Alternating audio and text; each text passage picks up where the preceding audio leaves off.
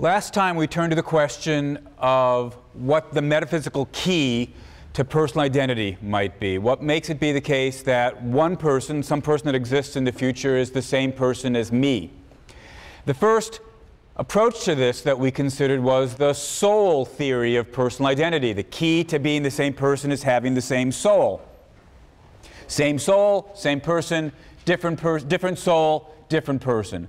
And the difficulty with that approach, even if we bracket the question whether or not there are souls, the difficulty with that approach was that it seems as though the soul could constantly be changing while the personality, as we might call it, stays the same.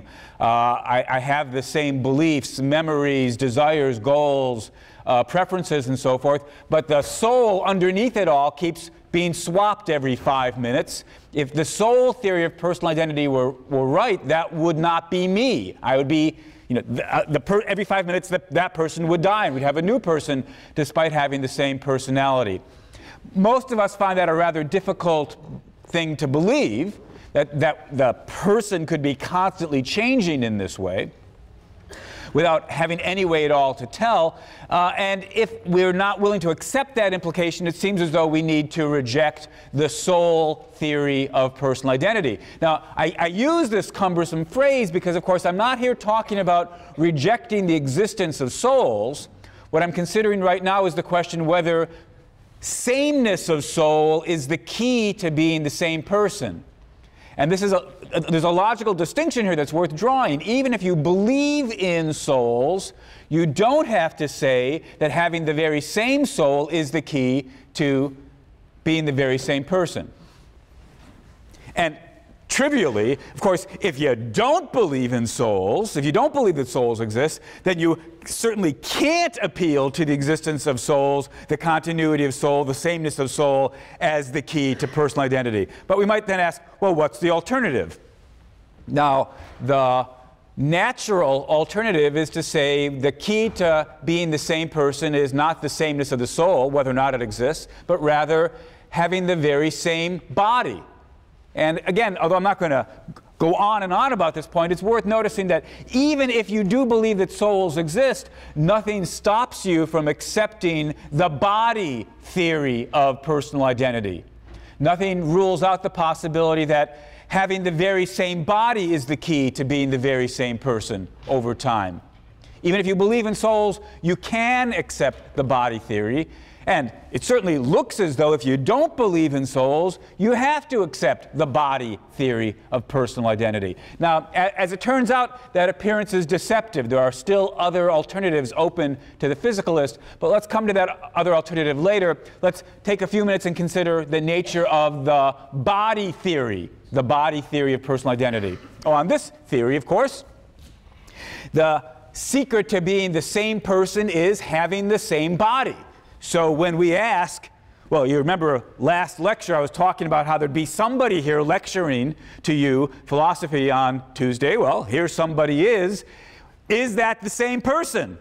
Is the person who's lecturing to you now the same person as the person who was lecturing to you before? According to the body theory, the answer turns on the question, well, is this the same body as the lump of flesh and bone that was here last week? If it is, and by the by it is, if it is, then that's the same person. So am I the person who was lecturing to you last week? Yes, I am, because it's the very same body. That's what the body theory says. And unlike souls, where it's all rather mysterious how you could tell whether soul swapping was taking place or not, it's not all that mysterious how we check out to see whether the same body's been around. Even though you didn't do it, you could have snuck into my house, watched my body go to sleep, get up in the morning, followed the body around over the course of the day, see it go to sleep again. You could have tracked that body through space and time and said, hey, look, very same body. In the same way that we are able to track, in principle, cars, our earlier example, and talk about, yeah, it's the same hunk of metal and wire and rubber and plastic. This is the same hunk, same body. All right, same body, same person. That's the body theory of personal identity. Now, if we accept the body theory, then of course if we turn to the question, could I survive my death?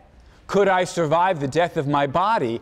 At first glance, it looks as though the answer is going to have to be, well, of course not, because when my body dies, then eventually the body begins to decay. It decomposes, turns into molecules which get absorbed into the soil or what have you. This may take years or decades or even centuries, but my body no longer exists after death of my body. And so how could I survive the death of my body? If for me to survive the death of my body, there's got to be somebody who's me, and it being me requires it being the same body. My body would have to still be around, but it's not. That's what it looks like at first glance, but at second glance we see that there's at least a logical possibility of surviving the death of my body. All it takes is for my body to be put back together. Bodily resurrection. Now, I'm not going to here pursue the question of do we believe bodily resurrection occurs or will occur. I'll note that there have been religious traditions that have taught and believed in this possibility. In particular, it's probably worth mentioning that early Christians believed in something like the body theory of personal identity and believed in bodily resurrection that would happen on Judgment Day. We can certainly understand the possibility that God would perform a miracle, put the molecules back together, sort of turn the body back on, same body, same person, come Judgment Day. That's the possibility. So it's at least worth emphasizing the fact that even if we don't believe in souls, we could still believe in the possibility of surviving one's death, the death of one's body, if we're willing to believe in bodily resurrection. Well, that's how it looks. Now let's take a harder look. Talking that way assumes that when you put the body back together, when God puts the body back together on Judgment Day, that's still my body. Is that right?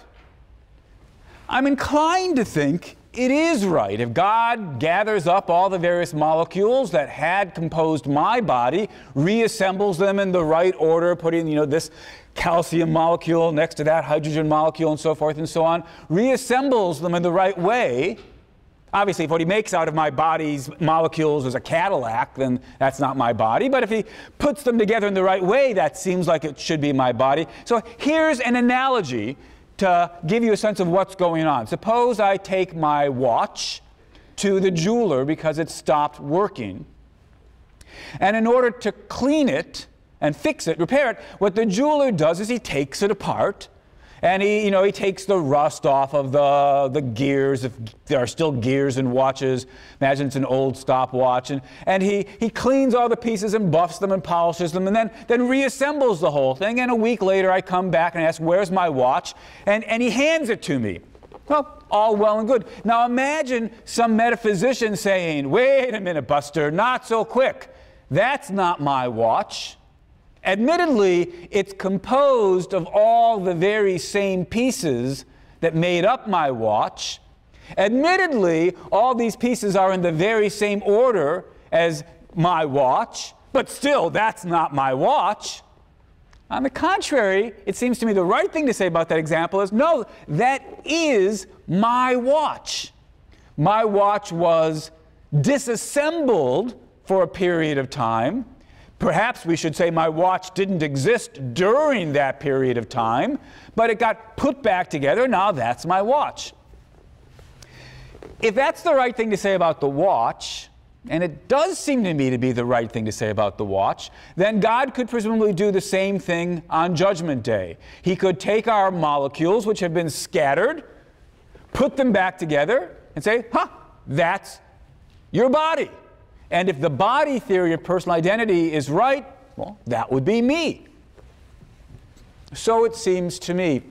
But there's a different example that we have to worry about as well, which argues against this proposal, that the body could decompose and then be recomposed. This is an example that's due to Peter von Inwagen. He's a contemporary metaphysician, teaches at Notre Dame. Suppose that my son builds a tower out of wooden blocks. We have a set of wooden blocks at home. Suppose that he builds some elaborate tower. It's very impressive. And he says, please show it to Mom when she comes home, and he goes to bed. And oh, very good, I'm cleaning up the house after he goes to bed, and oops, I knock over the tower. I say, oh my God, he's going to be so angry. I promised him I'd be careful. So what I do is I take the blocks and I put them back together, building a tower in the very same shape, the very same structure, the very same order as the tower that my son had built. And in fact, I'm so careful, perhaps the blocks are numbered, I'm so careful that every block is in exactly the same position as in the case where my son built it. All right, I rebuild, or I build this tower, and my wife comes home and I say, look what our son built.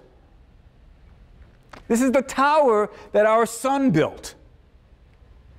That doesn't sound right. That's not the tower that our son built. That's a tower that I built. This is a duplicate tower. Sure, if my son were to wake up and I didn't tell him, he wouldn't know that it was a duplicate. But when you take a wooden block tower apart and then put the pieces back together, piece for piece, duplicate, you don't have the very same tower that you started out with. That's what von Inwagen says, and I gotta admit, sounds right to me. If I were to point to that tower and say, Ari built that, I'd be saying something false. That's the very same tower that Ari built. No, I'd be saying something false.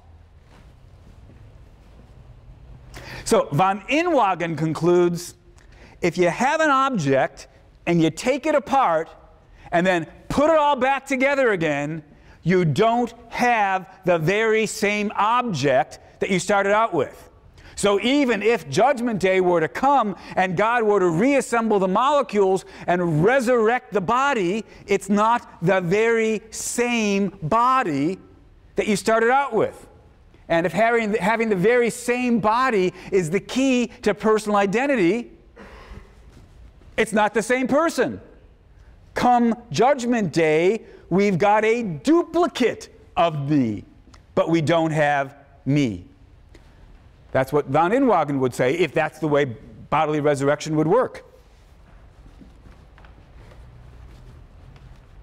Now, I don't know, theology aside, I don't know what to say about the metaphysical questions. When I think about the tower case, I do find myself inclined to say with von Inwagen, that's not the tower my son built. But when I think about the watch case, I find myself saying that is the very same watch. Now, all I can do is invite you to think about these two cases and ask yourself, well, what should we say here? Of course, for those people who think it really is the same tower, no problem. Then we say the watch and the tower, in both cases, it's the very same object. When it's reassembled, reassemble the body, that'll be the very same body as well. For those people who say, yeah, von Inwagen was right about the tower, and the same thing would be true about the watch. The reassembled watch isn't the very same watch. Then we have to say bodily resurrection would not be the very same body. So that wouldn't be me waking up on Judgment Day. The alternative is to try to find some relevant difference between the watch case and the tower case. Something that allows us to say that, well, when you reassemble the watch, it is the same watch. When you reassemble the tower, it's not the same tower. Here's the explanation of why those two things work differently in the reassembly cases. And then, of course, we'd have to further investigate whether when you reassemble a body, is it more like the watch case or is it more like the tower case? I just have to confess, I don't know what the best thing to say about these cases is. I find myself inclined to think reassembled watch, reassembled tower, not same tower. Maybe there's a difference there. I don't have a good theory as to what the difference is. Since I don't have a good theory as to what the difference is, I'm not in a good position to decide whether a reassembled body would be the same body or a different body. I don't know. So there's metaphysical work to be done here by anybody who's at least interested in getting this theory of identity worked out properly. Still, at least the possibility that we could work this out is still there. So I suppose there's still at least the possibility that bodily resurrection would be coherent in such a way that it would still be the same body. So if we accept the body theory, could there be a life after death? Could there be survival of the death of my body? Seems like, as far as I can tell, it's still a possibility, although there's some puzzles here that I don't know how to see my way through. Mind you, that's not to say that I myself do believe that there will be a judgment day, and on that day God will reassemble the bodies, but it at least seems like a coherent possibility. Let's refine the body view. I've been suggesting that the key here, the idea of whether it's the same person or not, is whether it's the same body. But of course, as we know when thinking about familiar objects, we don't need to have every single piece of an object, of an entity, stay the same to have the same thing. So I think I previously talked about the steering wheel in my car. Every time I drive the steering wheel in my car, I rub off some atoms, but that's okay. It's still the very same physical object. The steering wheel is, having the same steering wheel is compatible with changing of a few pieces. Same thing is true for bodies, right? You get sunburned, your skin peels, you've lost some atoms in your body. Doesn't really matter. It's still the very same body. So if body is the key to personal identity, we don't have to worry about the fact that we're constantly gaining and losing atoms. Yes, question? What about like someone who loses a lot of weight, like from being like a really heavy person to like really, really thin person? People treat them different and they feel different. What about in that case? Good. The question was, what about somebody who loses a huge amount of weight? They feel different. People treat them different. What about that case?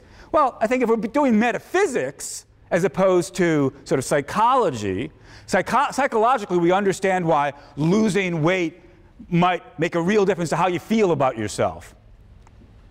And we might even say loosely, it's as though she's a whole new person. But strictly speaking, we don't think it is literally a whole new person. It's not as though we say, poor Linda died when she entered the spa, or a week into the spa when she dropped those 50 pounds. Somebody else who remembers all of Linda's childhood, some imitator came along. We don't say different person. We say same person lost a lot of weight. Now that's not a problem for the body view, because on the body view the question is it the same body? And what we want to say, of course, is look, just like it's still your body even if you break your arm, even though it's still your body after you've eaten dinner, and so now some molecules have been absorbed into your body that weren't there before, it's still your body after you lose some molecules, even a lot of molecules.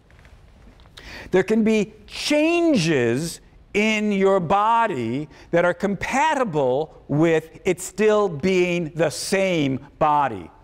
Now, we might worry about the which changes. Are all the changes, it's certainly not as though any change will do. I mean, suppose what happens is Linda goes to bed, and what we do in the middle of the night is we, take away that body and put some new body there. Well, that, 100% change, that's clearly too much. Change of some small percentage from eating, not a problem. Change from the somewhat larger percentage of losing a fair bit of weight doesn't seem to be a problem. So which changes in bodies make for a different body, and which changes in body make for the same body? And in particular, how should we run that if we're thinking about the body as the key to personal identity? I think if we have that question in front of our minds, we're going to want to say not all parts of the body are equally important. You lose a fair bit of weight, some fat from your gut, not a problem. Here's one of my favorite examples. In the Star Wars movies, Darth Vader whips out his lightsaber and slashes off the hand of Luke Skywalker. Right? Luke, I am your father. No! Then the hand goes, right? The very next scene, this always amazed me, the very next scene, Luke's got an artificial hand that's been attached to his body, and they never even mention it again. No one says, oh, poor Luke, he died when Darth Vader cut off the hand. It seems pretty clear that not all parts of the body matter. You can lose a hand and still survive. Same body, except now without a hand. Suppose Darth Vader had aimed a little higher and cut off Luke's entire arm. Still be Luke. Still be Luke's body. Suppose, even worse, Darth Vader slices off both arms and both legs. Still be Luke. Still be Luke's body, though now without arms and legs. What part of the body, if any, is essential? Well, here's a proposal. It seems to me we'd say something rather different if what happened was that what got destroyed was Luke's brain. Suppose that Darth Vader uses the Force, the dark side of the Force, of course.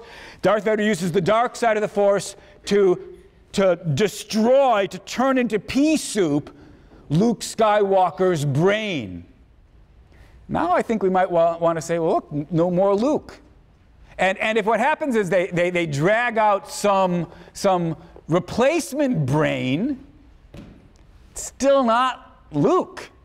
At least that's a possible version of the body view. According to this version, which I take to be the most promising, the best version of the body view, the crucial question in thinking about personal identity is whether it's the same body, but not all parts of the body matter equally. The most important part of the body is the brain. Well, why the brain? No surprise there, because of course the brain is the part, we now know, the brain is the part of the body that is the house of your personal identity, your personality. Your beliefs, your desires, your fears, your ambitions, your goals, your memories, that's all housed in the brain. And so that's the part of the brain that's the key part of the body for the purpose of personal identity. That's what I'm inclined to think is the best version of the body view. We find examples of this thought that the brain is the key in odd places. So let me actually share one with you. This was something from the internet that my brother sent to me some years ago. It purports to be from a transcript from an actual trial in which a lawyer is cross-examining the doctor. And anyway, so you'll see, I don't actually know whether it's true or not, whether it's just somebody made it up, but it purports to be true. Question: Doctor, before you performed the autopsy, did you check for a pulse? Answer: no. Question: did you check for blood pressure? Answer: no. Question: did you check for breathing?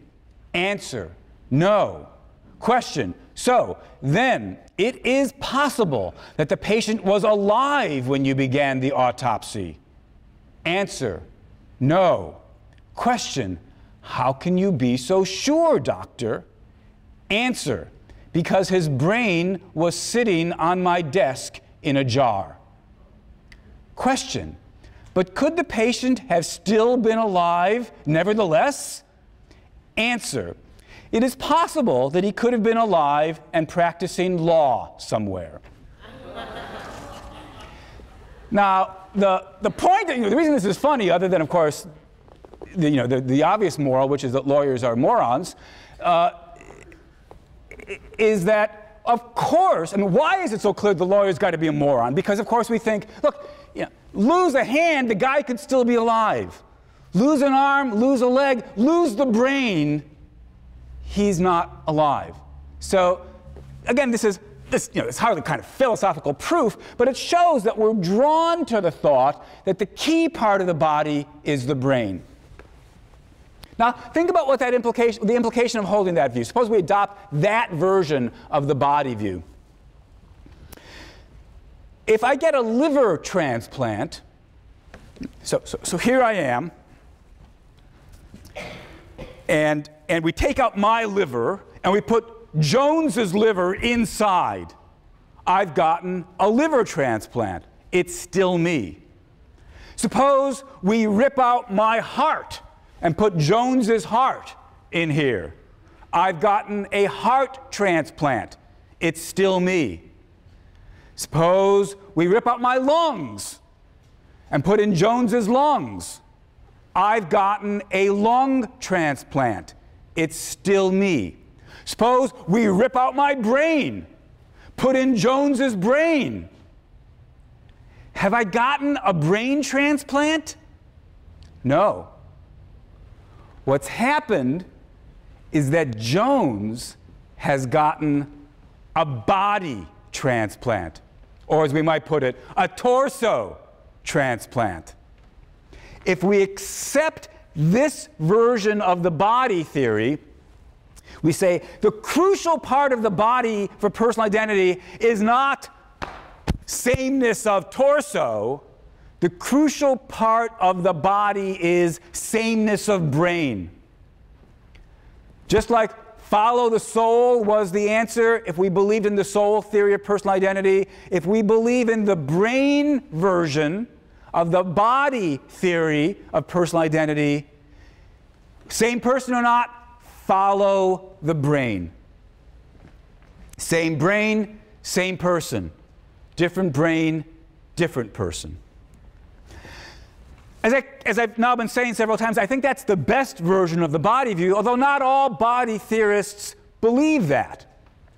As you know from reading your Perry, the assigned reading, his dialogue on personal identity and immortality, the heroine of that story, Gertrude actually thinks the key part of the body is the torso.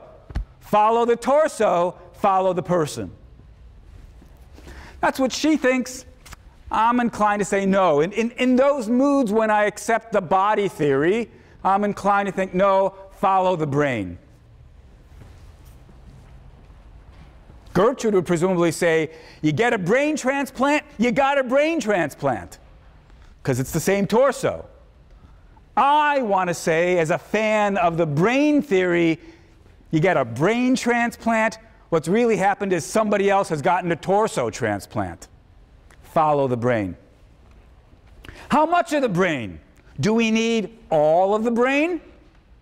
Well, just like we didn't have to follow the parts of the body that aren't essential for housing the personality, we might ask ourselves, do we need all of the brain to house the personality?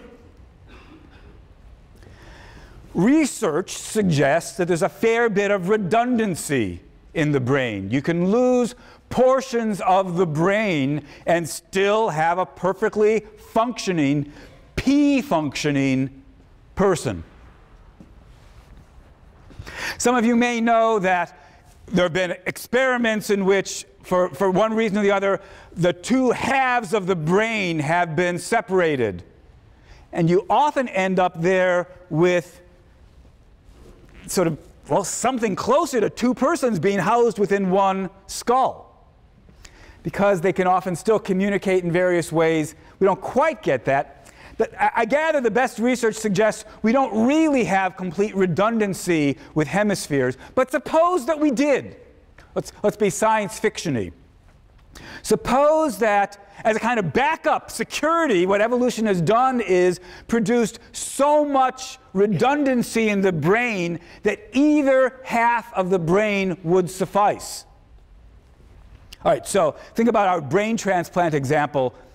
So there's an accident with Jones and Smith. Jones's torso gets destroyed. His brain is fine. Smith's brain has gotten destroyed. His torso is fine. We take Jones's brain, we put it in Smith's torso, we hook up all the wires, as it were. The thing wakes up. Who is that? Jones's brain, Smith's torso, follow the brain. That's Jones that woke up. Version 2, horrible accident. Jones's torso has been destroyed, and the left half of his brain has been destroyed, but the right half of his brain is still there. Smith's torso is fine, but his entire brain has been destroyed. We take the right half of Jones's brain, put it into Smith's torso, hook up all the wires the right way. The thing wakes up. Who is it? It's Jones. Follow the brain, and more particularly, follow however much of the brain it takes to have enough of the brain there to still give you the memories, beliefs, desires, and so forth and so on. If it were true, probably isn't true, but if it were true that half the brain was enough, then half the brain would be enough. That would be Jones that woke up. Question? But then, under that theory, could you take the two halves of Jones' brain and put them in two different people and have them both be Jones? Great. The question was, on this theory, what do we say about the case where we take the two halves of Jones's brain, split them, put them in two different torsos, they both wake up, will they both be Jones? That's a wonderful question. It's a wonderful case to think about, and indeed, I am going to come back to it, but I just want to bracket it for the time being. But it's a great question to keep in mind as you think about the plausibility of the body theory. All right, so I'm inclined to think that the best version of the body theory has to do with following the brain. So one thing that a physicalist who does not believe in souls, one thing that a physicalist could say is, what's the key to personal identity? The body, sameness of body. And then I'm inclined to think that the best version of the body view is the brain view. So that's something that a physicalist can say, and for that matter, it's something that a soul, somebody who believes in souls, could say as well.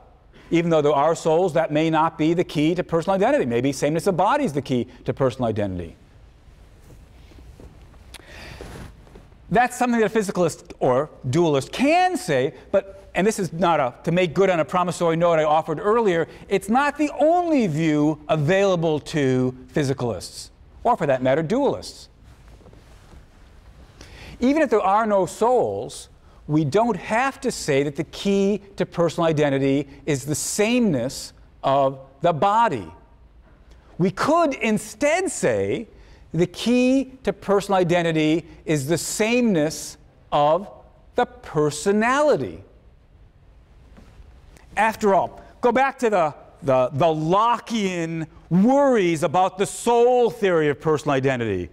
It seemed very hard to believe that it isn't the same person when the memories and beliefs and desires and goals and ambitions and fears are all the same.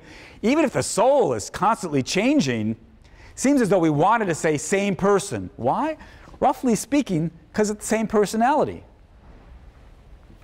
And with the body view, when I started arguing a few moments ago that the best version of the body view was the brain view, why did that seem plausible? Why didn't we say that Luke died when he lost his wrist?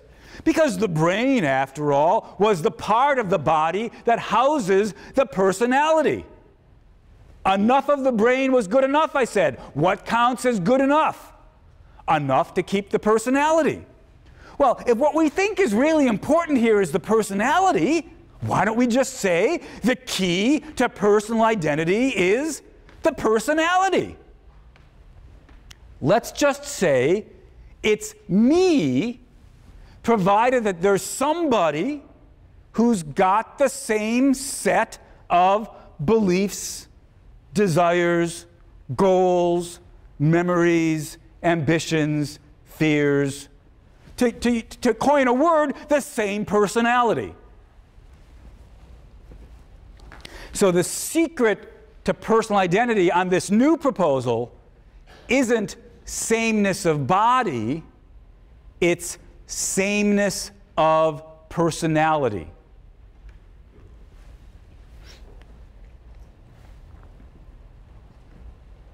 Now, it's important to bear in mind that this view is perfectly compatible with being a physicalist.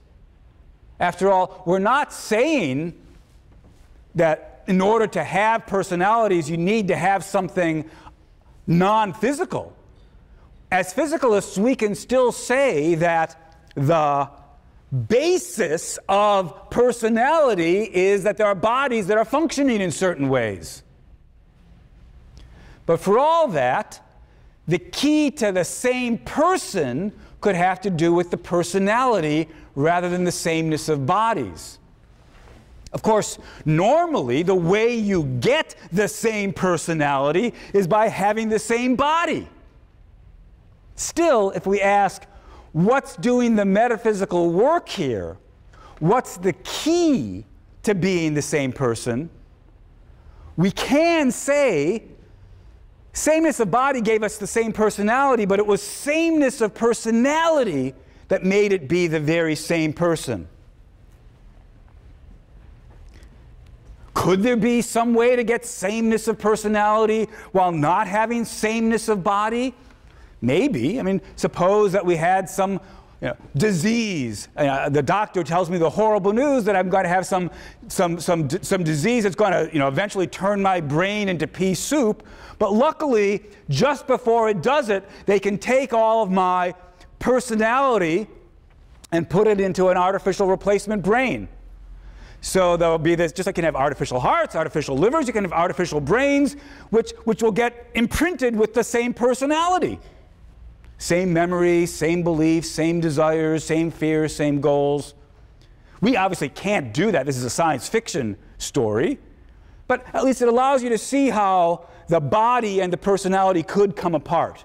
And so we could have same personality without literally the same brain. If personality is the key to personal identity, that would still be me.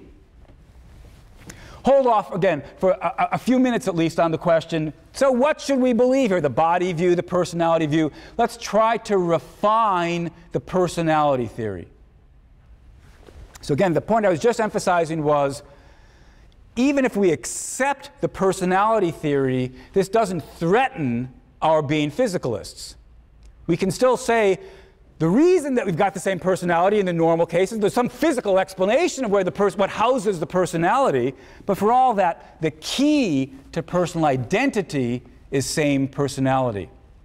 Notice, by the by, that somebody who believes in souls could also accept the personality theory of personal identity. Locke believed in souls.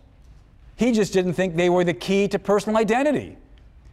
So you might think, oh no, the physicalist is wrong when the physicalist says that personality, memory, belief, consciousness, what have you, is housed or based in the body. It's based in an immaterial soul. Dualists could say that. And yet, for all that, the dualist could consistently say, still, same soul is not the key to personal identity. Same personality is the key to personal identity. If God replaces my soul every 10 minutes, as long as he does it in such a way as to imprint the very same personality on the soul, it doesn't matter any more than it didn't matter whether or not some of my body parts were changing. So the personality theory of personal identity can be accepted by physicalists and it can be accepted by dualists. So, just to sort of keep score, right now we've got 3 basic theories of personal identity on the table. The soul theory, key to personal identity is the same soul. The body theory, key to personal identity is the same body, where the best version, I think, is the brain version of the body theory. And the personality theory, the key to personal identity is having the very same personality. Well, again, we've got to be careful about refining this. Just like we all agreed, I suppose, that you can have the very same body even though some of the parts come and go. Atoms get added, other atoms get knocked off. We can say, we'd better say, that you can have the very same personality even if some of the elements in your personality change. After all, we defined the personality in terms of it being a set of beliefs and memories and desires and goals and fears and so forth. But those things are constantly changing. I have all sorts of memories now that I didn't have when I was 10. I have memories of getting married, for example. I wasn't married when I was 10. So, does the personality theorist have to say, uh-oh, different personality? That kid no longer exists. That person died. Got married, new memories, died. If we say that, we have very, very short lives. Because after all, right now, I've got some memories that I didn't have 2 hours ago. I have some memories I didn't have 20 minutes ago. If every time you got a new memory, you had a new personality, and the personality theory said having the very same personality was the key to survival, then none of us survive more than a few seconds. Well, the answer presumably is going to be that the best version of the personality theory doesn't require item for item having the very same beliefs, memories, desires, and so forth, but instead requires enough gradual overlap. Your personality can change and evolve over time. So here I am as a 10-year-old child. I've got certain desires, certain memories. As the year goes by, I get some new memories. I get I lose some of my goals. I no longer, when I was 10, when I grew up, I wanted to be a trash collector. That was my first chosen profession. At some point, I gave up that desire. I didn't want to be a trash collector anymore. I wanted to be, kid you not, I wanted to be a logician when I was a teenager. I wanted to study symbolic logic. So, at a certain point, I gave that up, right? So my memories, my desires were changing, but they all changed gradually. I lost some old memories. I don't remember everything I remembered when I was 10. When I was in 10, I had pretty vivid memories of kindergarten. Now I have very sketchy memories of kindergarten. Still, it wasn't abrupt. It was gradual. There was this slow evolution of the personality. And so when the personality theorist says the key to personal identity is the same personality, they don't mean literally the very same set of beliefs and desires. They mean rather the same slowly evolving personality. Here's an analogy. Suppose I had a rope that stretched from that end of the room all the way across to this end of the room. Very same rope at that end as this end. What makes up a rope? Well, ropes are basically bundles of fibers, very thin fibers that have been woven together in a certain way. But the interesting thing is, the fibers themselves aren't actually all that long. They might be a couple of inches or at most a foot or so. And so no single fiber stretches all the way across the room. Or even if some fibers did, most of the fibers don't. Does that force us to say, oh, so it's not the very same rope at the end as at the beginning? No, we don't have to say that at all. What we want to say is it's the same rope as long as there's this pattern of overlapping fibers. Certain fibers end, but most of the fibers are continuing. Some new fibers get introduced. They continue for a while. Eventually, maybe those fibers end, but some new fibers have been introduced in the meantime. As long as it's not abrupt, right? Imagine I take my scissors, and cut out a foot in the middle. Then we'd say there isn't the right kind of pattern of overlap and continuity. Now we really do have two ropes. One rope here, one rope there. But if, in contrast, there is the right kind of pattern of overlap and continuity, same rope, even if no single fiber makes it all the way across. Something analogous needs to be said by the personality theorist. Even if I have few or no memories identical to the ones that I had when I was 10, that's okay. We can still say it's the same personality, the same evolving personality, so long as there's kind of a pattern of overlap and continuity. New memories get added, some memories get lost, new goals get added, some goals get lost, new beliefs get added, some beliefs get lost. There might be few beliefs, desires, goals that made it all the way through. But it's as long as there's the right kind of overlap and continuity, same personality. All right, so what have we got? 3 views. Soul view, body view, personality view. 3 rival theories about the key to personal identity. Now, which of these is right? Well, since I don't myself believe in souls, it's hardly going to surprise you to learn that I don't think the soul theory of personal identity is right. For me, the choice boils down to the choice between the body theory of personal identity and the personality theory of personal identity. Of course, in real life, they go hand in hand. In ordinary cases, at least, same body, same personality, both theories are going to say it's the very same person. And if you believe in souls, you're likely to think same soul as well. In ordinary cases, you have the same soul, same body, same personality, same person. To think about which one of these is the key to personal identity, we need to think about cases, maybe somewhat fantastical, science fiction-y, in which they come apart. Cases in which bodies and personalities go their own ways, as it were. So that's what I'm going to do. I'm going to tell you a story in which your body ends up one place and your personality ends up someplace else. And I'm going to invite you to think about which of these 2 resulting end products is me. If you could figure out which one's you, that would tell you whether you think the body theory is the right theory or the personality theory is the right theory.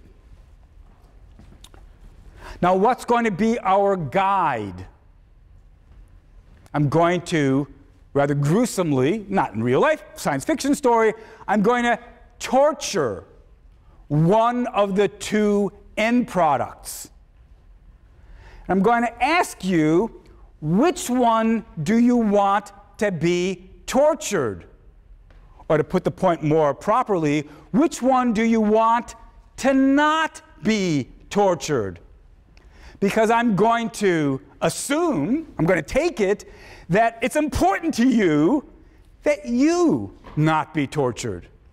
So by seeing who you want to keep safe, this will help you see which one you think is you.